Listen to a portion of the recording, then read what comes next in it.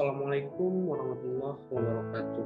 Perkenalkan, nama saya Rizky Ramadan Mafa, NIM 419331111, kelas STM D19 atau Pendidikan Matematika D 2019. Di sini saya akan menjelaskan tentang multimedia interaktif yang terletak pada bab 1 di buku media ilmu teknologi.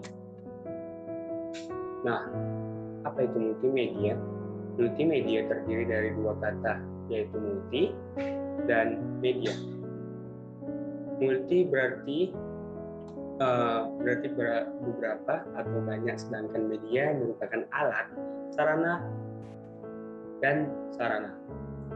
Multimedia adalah media yang dikembangkan dari beberapa media digital yang memadukan antara teks, gambar, audio, animasi, video, dan hyperlink untuk menghasilkan suatu informasi selanjutnya dapat disimpan, diproses, dan disajikan. Seperti grafik di bawah ini, yaitu bahan ajar interaktif berupa gambar atau grafik, selanjutnya audio, selanjutnya video, selanjutnya animasi, selanjutnya hyperlink, dan terakhir adalah teks. Ya, di sini multimedia pembelajaran interaktif.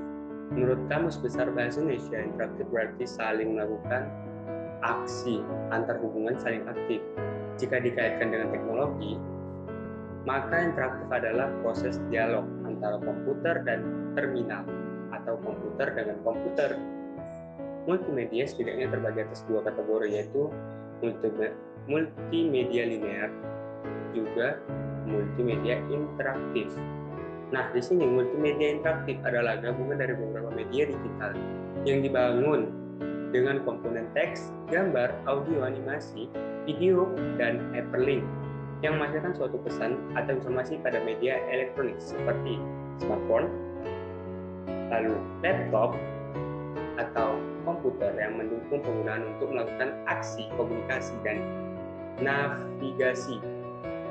Interaktif yang dimaksud adalah interaktif antar elemen-elemen yang membangun bahan ajar interaktif tersebut. Yang kedua yaitu antar lingkungan yang ada di sekitar. Yang ketiga, bahan interaktif dengan penggunanya.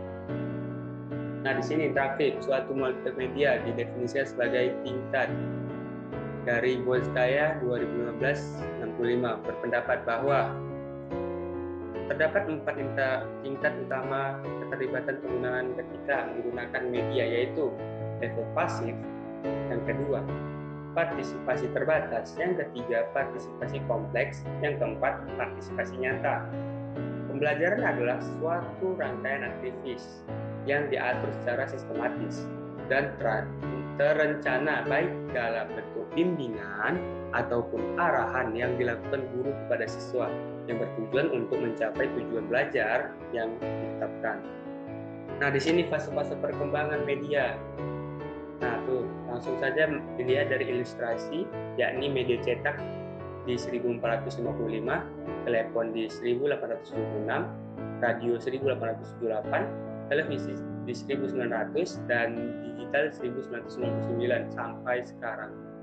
Awal modernisasi dunia, yaitu selanjutnya ya pada awalnya seorang guru bukan sumber utama yang digunakan dalam pembelajaran.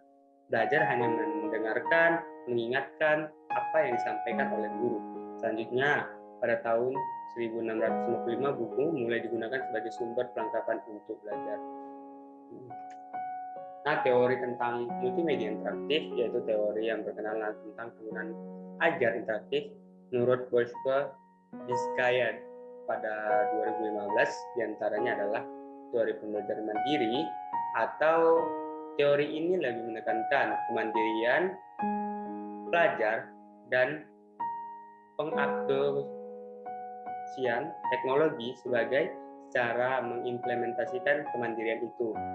Nah, yang kedua yaitu teori jarak tanggapan. Teori ini adalah lanjutan dari teori pembelajaran mandiri. Teori jarak mengacu pada jarak kognitif antar pengajar dan pembelajaran. Nah, yang ketiga yaitu teori kekayaan media atau Theory of Media Research. Duff dan Langell pada 1984 menyatakan bahwa teori kekayaan media berdasarkan pada teori informasi. Yang keempat, teori pembelajaran multimedia atau Theory of Multimedia Learning dikemukakan oleh Richard Mayer. Teori ini menjelaskan pembelajaran multimedia, menjelaskan bahwa individu akan belajar lebih baik ketika pesan multimedia dirancang secara konsisten sesuai cara berpikir manusia atau secara logis. Konsisten artinya setiap hari ada yang dilakukan, selalu dilakukan, itu namanya konsisten, dan cara pikir manusia yang logis, yang nangkap oleh manusia itu sendiri. Nah, ini bahan ajar berbasis media interaktif. Bahan ajar merupakan suatu perangkat informasi atau alat baik berupa tulisan maupun bukan tulisan yang disusun secara sistematis dan berkonsep bekerja membantu proses belajar untuk mencapai tujuan pembelajaran.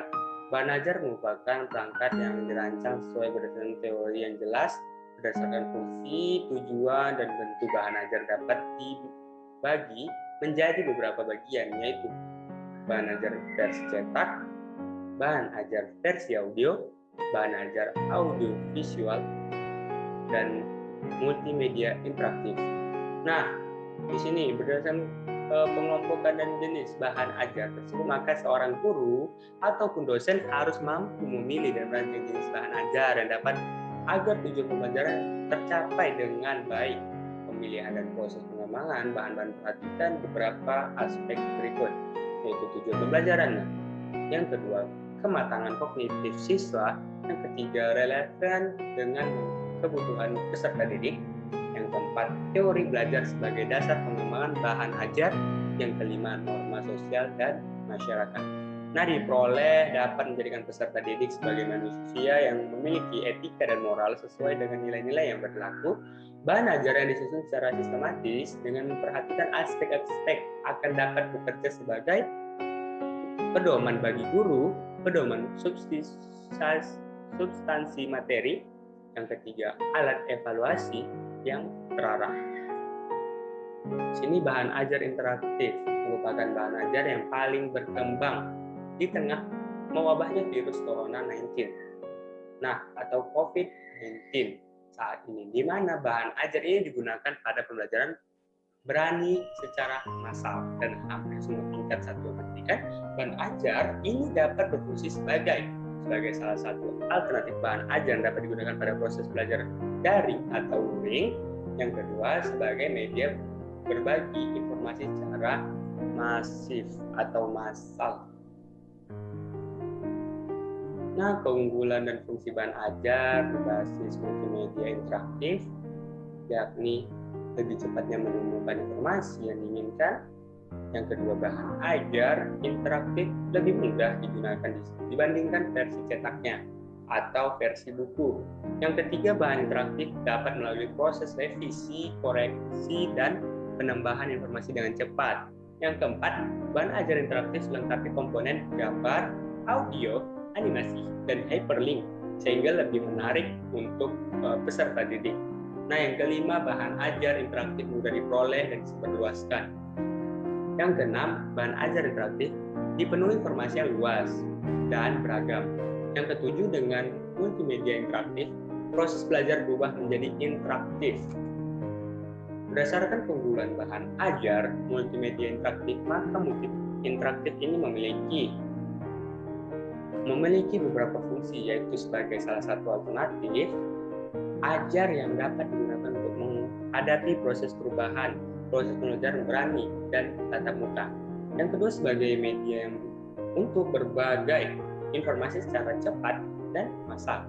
Yang ketiga, bagi guru dan dosen, bahan ajar berbasis multimedia interaktif dapat bekerja sebagai pedoman untuk mengarahkan semua aktivitas dalam proses belajar, sekaligus sebagai substansi kompetensi yang diajarkan kepada pembelajar. Yang keempat, bagi siswa dan mahasiswa, ini sangat berguna sebagai pedoman untuk mengarahkan semua aktivitas dalam proses pembelajaran. Nah, sekaligus merupakan substansi kompetensi yang seharusnya dipelajari dan dikuasai. Yang kelima, dapat meningkatkan kemandirian belajar siswa. Yang keenam, sebagai media yang dapat membantu untuk memvisualisasi materi yang abstrak, misalkan visualisasi bangun ruang. Nah, di bangun ruang ini bagaimana visualisasinya, yaitu ya bagaimana bentuk bangun ruang, seperti contoh segitiga. Nah, di sini bisa menggunakan GeoGebra, nampak segitiga itu seperti apa, dan bisa dilihat berapa ukuran-ukuran segitiga tersebut dan apa aja rumusnya untuk membuat segitiga tersebut. Nah, selanjutnya habis. Terima kasih telah melihat video yang singkat ini. Thank you.